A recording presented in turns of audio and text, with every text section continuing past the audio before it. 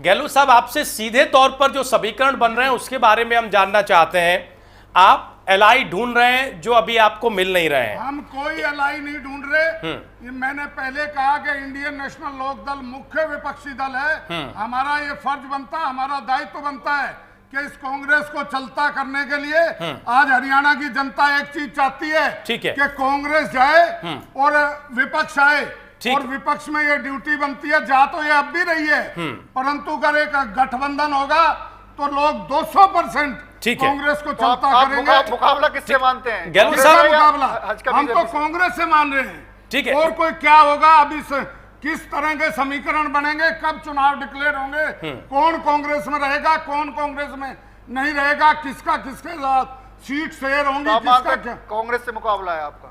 गहलोत साहब, कांग्रेस कुंडली मारे बैठी है। गहलोत साहब, हरियाणा इंसाफ मंच के लिए क्या संदेश है? तो उसी को करना है। गहलोत साहब, हम आपस में लड़के क्या करेंगे? गुड़गांव में किससे मुकाबला है? किसका? गुड़गांव में। गुड़गांव भी उसी कड़ी का एक वो है।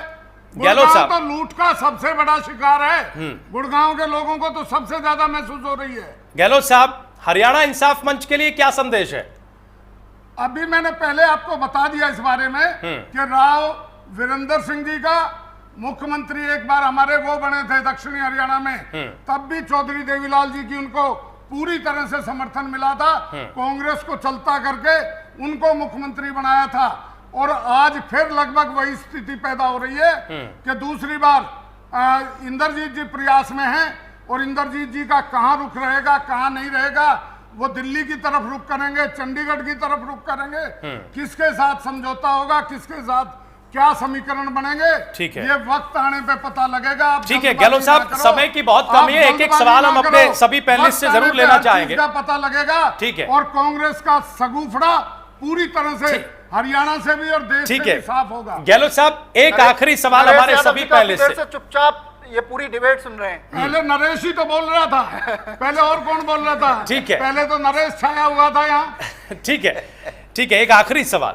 जेएल शर्मा जी, हमारे प्रदेश में फिलहाल, हालांकि राजनीति संभावनाओं का खेल है, नफे नुकसान के हिसाब से चालें चली जाती हैं, लेकिन जो मौजूदा स्थिति है जिसके बारे में बड़े बड़े दावे किए जा रहे हैं, रणनीति नहीं खुल रही है, सियासी रुख, सियासी हवा कैसी लग रही है?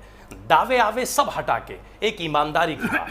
ईमानदारी से इसमें कोई शक नहीं है कि वर्तमान में हरियाणा प्रदेश में कांग्रेस के विरोध की हवा चल रही है, और एक क्षेत्र विशेष के अलावा समस्त हरियाणा परिवर्तन करने के मूड में है, जो ईमानदारी की बात है, चाहे आप कहीं भी पूछ लीजिए। ठीक है, और इसमें कोई शक नहीं है कि आने वाला समय कांग्रेस के खिलाफ है। कांग्रेस की जो नीतियां हैं, कांग्रेस ने जो केवल एक सियासी व्यक्तिवाद हो गया है उसके खिलाफ है, और निसंदेह आने वाले समय में कांग्रेस मुक्त हरियाणा मुझे लग रहा है कि होने वाला है। जब भी भारतीय जनता पार्टी ने हरियाणा की मुख्य विपक्षी पार्टी से जो 9 साल से कुलदीप बिश्नोई जी ने पार्टी बना करके हरियाणा में आंदोलन शुरू किया, जब भी समझौता हुआ है, हरियाणा में सरकार बनी है, चाहे चौधरी देवीलाल का समझौता बीजेपी से हुआ, चौधरी बंसीलाल का हुआ, चौटाला जी का हुआ, जब भी भारतीय जनता पार्टी ने किसी को अपना मुख्य विपक्षी दल को, जैसे कुलदीप बिश्नोई जी को सीएम प्रोजेक्ट किया है, तो ये तो जब परिवर्तन हुआ और सरकार बनी है, कुलदीप बिश्नोई जी अगले सीएम। ठीक है, जनता के तो गले नहीं उतर रहा मामला। कुलदीप बिश्नोई जी सीएम होंगे अगले गहलोत जी। आप आ जाओ चिरंजीव, आपके नेता है, आप कुलदीप जी को मान लो, आप कुलदीप जी को मान लो, बेशक आ जाओ, आपको जनता की बात चिरंजीव से जवाब दे। शक्ति जी, हमारे आपके मानने से नहीं, जनता किसको चिरंजीव से जवाब दे देते हैं। हिसार में लोकसभा का चुनाव हुआ, उसके पास 2 उपचुनाव भी हुए, तीनों लोग हर जगह हारी। चिरंजीव से जवाब ले लेते हैं। शक्ति, कहीं भी जीत क्यों नहीं पाई? जब आप चिरंजीव से जवाब ले लेते हैं। चिरंजीव, जो सियासी हवा है उसका रुख किस तरफ है, और क्या कांग्रेस अपने विरोध को पढ़ पा रही है, उसको लेकर कोई रणनीति बना पा रही है? देखिए, सियासी हवा यही है। 2005 में हमारी 65 सीट आई थी, और 10 में से 10 सीट हमारी आई थी लोकसभा के अंदर, और 2009 के अंदर हमारी 9 सीटें आई, और विधानसभा में हमारी 40 सीटें आई।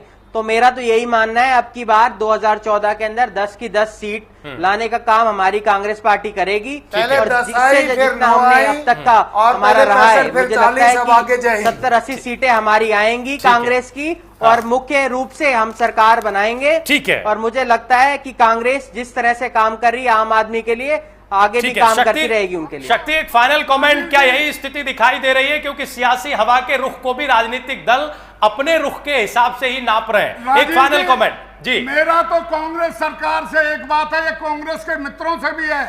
जब ये श्रेय लेना चाह रहे हैं कि लैंड एक्विजिशन एक्ट हमने बनवाया है, तो मेरा इनसे बाद अब एक ही रिक्वेस्ट है, चुनाव में जो होगा वो देखा जाएगा, जनता इन्हीं चीजों को देख रही है कि आसलवास के आसपास के हमारे 21 गांव की 4100 एकड़ जमीन, तावड़ू की 350 एकड़ जमीन, और मेरे गुड़गांव के आसपास के वही शिकोपुर गांव जिसमें रॉबर्ट वडेरा को दिया, जनता ये भी ठीक है, देख रही है कि जी, ठीक है, गलत साहब, ठीक है, शक्ति, इन शक्ति, लोगों एक ने फाइनल कांग्रेस कमेंट। उठाई थी, लोगों के बीच में उस शक्ति, ये भी शक्ति, एक फाइनल कमेंट, क्या स्थिति फिलहाल दिखाई दे रही है? अपनी इसमें कापड़ी वासनी और जो दाव पे रखते हुए अगर किसी ने जनता के लिए काम किया है तो वो हमने चलिए। किया है। मैं आपको ये कह रहा हूं, किसी भी दल की सरकार हो, जमीन किसी भी दल की सरकार हो, नए एक्ट के तहत एक्वायर कराओ, नए एक्ट के तहत, पुराने एक्ट के तहत इन लोगों को क्यों लूटा जा रहा है? किसी भी दल की सरकार हो, जमीनों के आरोप लगते रहते हैं। चलिए, यानी कुल मिलाकर जब तक चुनाव नहीं हो जाते और चुनाव होने के बाद नई सरकार केंद्र में या प्रदेश में नहीं बन जाती, तब तक इसी तरह के आरोप प्रत्यारोप चलते रहेंगे और हर एक राजनीतिक दल राजनीति में अपनी संभावनाओं को टटोलता रहेगा। हमारी इस बड़ी बहस में अभी के लिए बस इतना ही, लेकिन आप कहीं जाइएगा नहीं। इंडिया न्यूज पर खबरें जारी हैं, थोड़ी देर में तुरंत हाजिर हो रहा है।